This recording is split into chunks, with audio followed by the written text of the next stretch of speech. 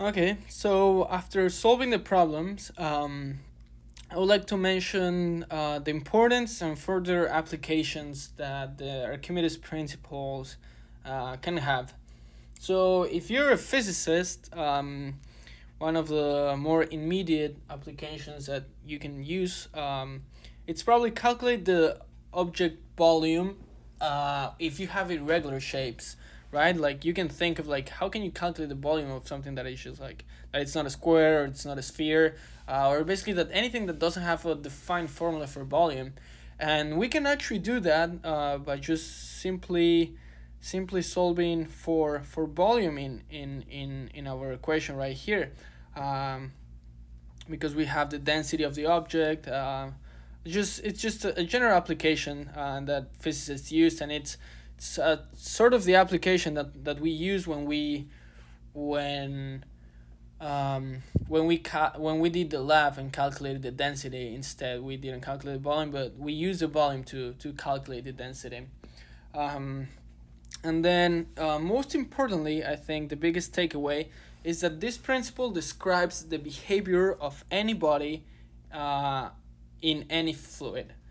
So it doesn't matter what you submerge in water, if it's just a stick of metal or if it's a balloon. Well, no, I mean like a ball.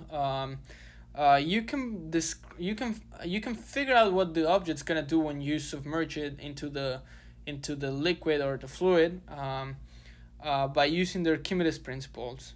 And my favorite, if you're a naval engineer, which is something that I was actually really interested in when I was in high school, you really want to, like, this is just one of the basics. Just this is why ships and boats float, right?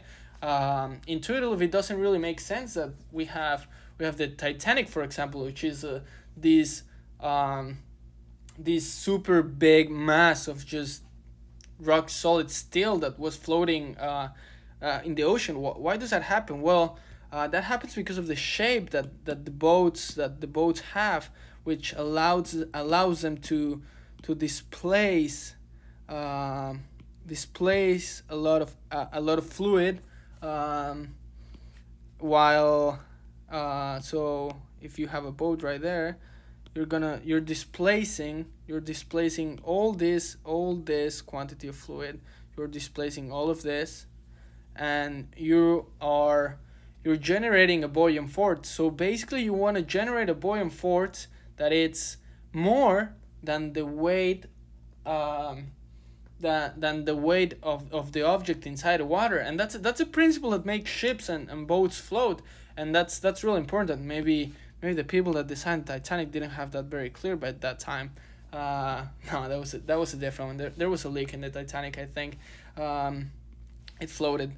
And yeah, that's about it for the Archimedes and the buoyant force and Archimedes video.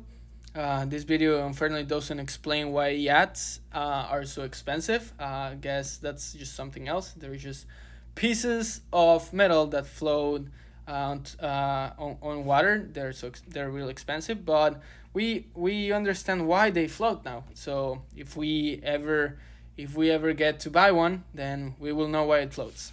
Thanks.